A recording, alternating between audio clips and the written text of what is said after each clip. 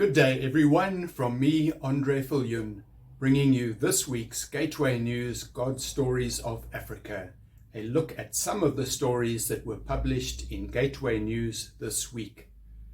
Resolute prayer warrior Dr. Faye Nkoloba, 72, surprised doctors and her 10 children when she hosted a major Prayer Connect event just months after facing a serious case of COVID-19 and a diagnosis of incurable and aggressive cancer.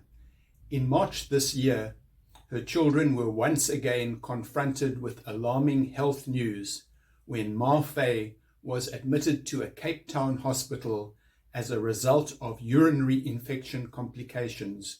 She was in great pain, unable to walk, confused, unable to speak coherently and not eating. And after carrying out a number of tests on her, doctors said they were certain she was dying. After 3 weeks on Good Friday, she was sent home with 24-hour nursing care.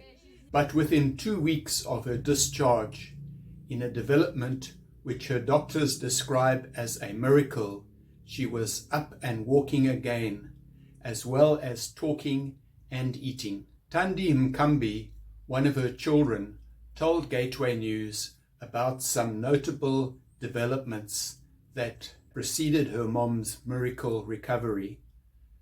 Thandi, who is from George, helped Ma Faye to settle into her Cape Town home after she was released from hospital.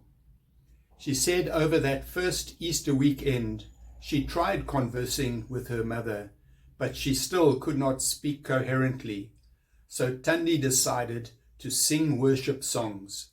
To her great surprise, her mother joined in the singing clearly and beautifully. Thandi started praying aloud, and her mom prayed too. And when she's praying, she would be completely, absolutely coherent, full faculties, able to string sentences together. But once the prayer is over, she can barely recognize us and who's in the room. So I just took note of that the only time she was comfortable and coherent was when we were praising the Lord, when we were praying, when we were spending time in His presence. So Thandi told her mom's many visitors not to bother trying to speak with her, but to rather sing worship songs and pray. So that's what started to happen, almost like a prayer chain of sorts, where people would come visit Mom, and throughout this prayer chain time, Ma Faye started to recover. In other news, after more than 9 years of captivity, 2 Chibok schoolgirls have been rescued, according to Nigerian military officials. Hawa Malta and Esther Marcus, now both 26, were among the 276 girls abducted by Boko Haram in April 2014. The terrorist group had forced the two into marriage with its fighters, and they were holding babies when they were presented to the media. Major General Ibrahim Ali, leader of the Nigerian military operation combating the country's northeastern insurgency, has told reporters that Nigerian soldiers rescued the 2 women and reunited them with their families. Of the schoolgirls who were abducted in 2014 in the Chibok area of Borno State, nearly 100 remain missing. Kenyan President William Ruto prayed at the Western Wall, known in Hebrew as the Kotel, in Jerusalem this week, during a 2-day visit to Israel. Ruto, an evangelical Christian, prayed that the people of Kenya and Israel be united in peace as one people at the Kotel, reports the Jerusalem Post. The Western Wall is part of a wall built by Herod the Great to retain the platform on which the Jewish temple stood. Ruto also met with Israeli Prime Minister Benjamin Netanyahu, who praised the Kenyan president's commitment to expanding ties with Israel.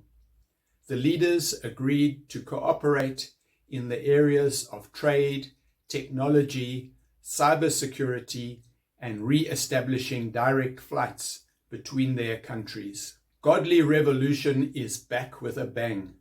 The Worship Music Festival, which has a history as South Africa's biggest and most dynamic annual youth event, is happening on Youth Day, June the 16th, at Lavender Woods main campus in Brumeria, Pretoria. Hosted by Radio Pulpit and the Good News Factory, it will showcase the best South African Christian artists and music to young people. You can buy tickets on Quicket. Finally, we have 2 alerts on proposed legislation that requires a response from citizens. Philip Rosenthal of Christian View Network urges parents in KwaZulu-Natal, Western Cape, Northern Cape, and Eastern Cape to speak up at the Basic Education Laws Amendment Bill public hearings. If the legislation, commonly referred to as the Bella Bill, passes in its current form, it will result in government taking power away from parents by weakening school governing bodies and making home education more difficult. It is really worth the effort to attend the hearings, says Rosenthal. You can find detail of the hearing venues and times in our report. In the other law matter, please note that you have until 1 p.m. on Monday, the 22nd of May, to have your say on the hate speech bill, which is in the last stage of its passage through Parliament. If passed into law, the bill could result in people getting sent to jail for up to 8 years for expressions which amount to no more than badly hurt feeling. You can comment easily by visiting the website 4sa.org.za, clicking on the link and having your say. On the website, you will also find info about 4SA's concerns with the bill. You can read these stories and more on our website at gatewaynews.co.za, or get the news via Facebook at Gateway News page, on Twitter at Gateway News ZA, on YouTube at Gateway News 100, or in our weekly newsletter, which you can sign up for on our website. Thank you so much for watching today's God Stories of Africa. Do please like the video, comment. It really helps to grow this channel. And if you haven't done so already, please subscribe and hit the notification bell and share. God bless you abundantly until we meet again next week.